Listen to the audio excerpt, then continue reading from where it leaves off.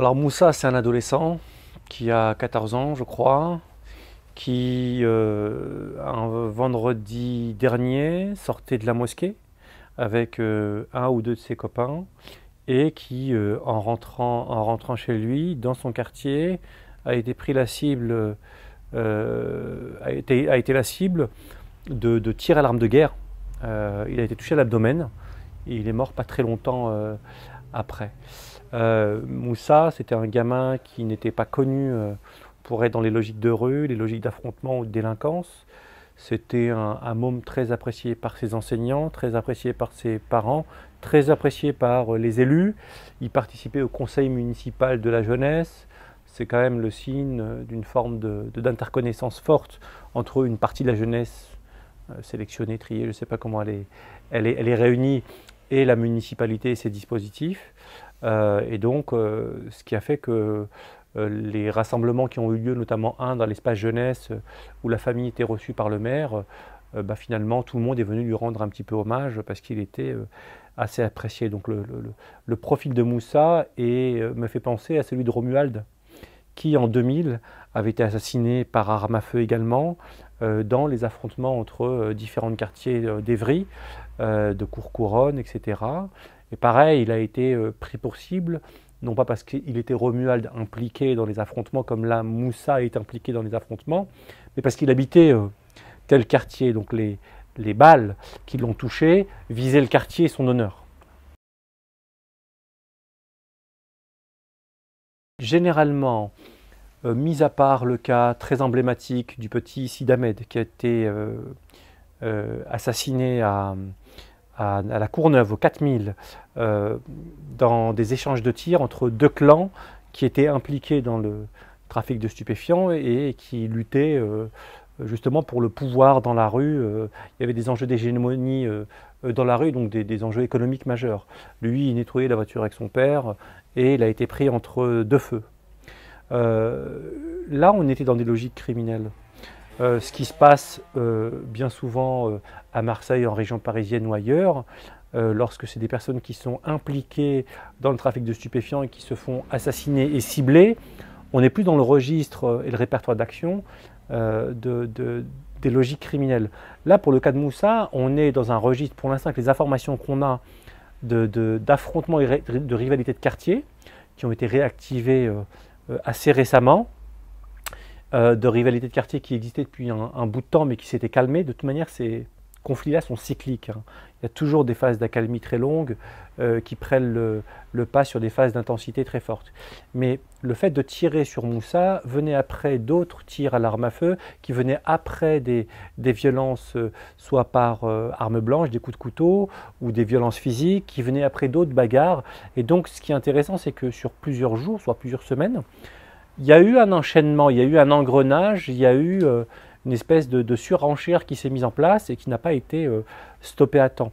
Mais là, on est dans des logiques honorifiques, de bandes, de quartiers. On n'est pas dans la régulation par la violence d'un marché criminel. Non, mais de toute manière, les homicides et ce type de mort, de violence ça c'est un assassinat pour le coup, hein. C'est pas une balle perdue, c'était Moussa qui était ciblé avec ses copains, hein. Bon. Sont rarissimes en France. C'est-à-dire qu'on parle souvent de dérive à l'américaine dès qu'il y a un mort lié à des affrontements. Dans les faits, le taux d'homicide est en baisse constante, et là il y a une étude de l'ONDRP, l'Observatoire national de la délinquance et des réponses pénales, qui montre qu'il y a une chute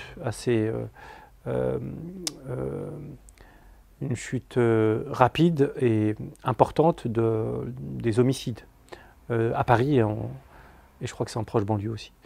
Donc on n'est pas sur un phénomène d'augmentation, c'est des faits qui sont relativement rares en fait.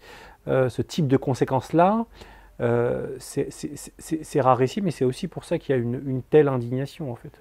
J'avais recensé année par année ces logiques d'affrontement. Enfin, je crois que le maximum atteint sur une année de morts liées aux affrontements entre quartiers, ça a été 14 ou 15.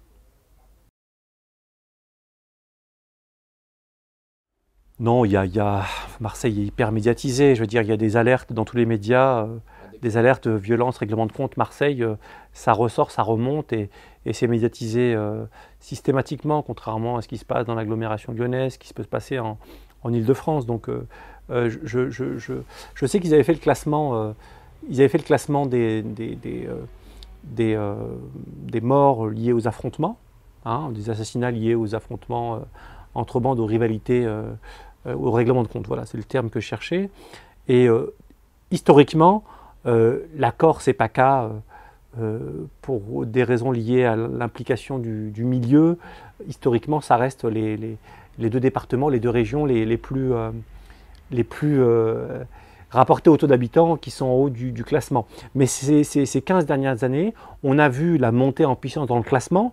Donc on rapporte le nombre de règlements de compte, de morts par règlement de compte à la taille de la population. Et on a vu monter en puissance Paris et la Seine-Saint-Denis notamment. Ce qui montre que il se passe quelque chose, pas forcément en termes de volume, mais en termes de fréquence, il se passe quelque chose dans l'organisation et les espaces de la criminalité dans la région parisienne. Mais si on veut faire la comparaison entre les deux, il faut bien savoir que si on a des règlements de compte liés aux économies criminelles dans les deux régions, on a très peu de morts liées à des logiques honorifiques comme on a en Île-de-France à Marseille. C'est-à-dire qu'à Marseille, quand on interroge des jeunes Marseillais, et ce que j'ai fait lors dans plusieurs phases d'enquête, ils comprenaient mal, ils s'interrogeaient beaucoup sur l'investissement de jeunes de la région parisienne notamment pour défendre la réputation de leur groupe ou de leur quartier. Voilà. C'est d'amener, de donner la mort ou d'amener à prendre de tels risques pour de telles rivalités micro-territoriales, c'est quelque chose qui les interrogeait beaucoup. Donc on voit très bien que là, il y a, dans la construction des identités et dans le rapport au territoire de vie, il y a quelque chose qu'il faut creuser de ce côté-là. Ouais.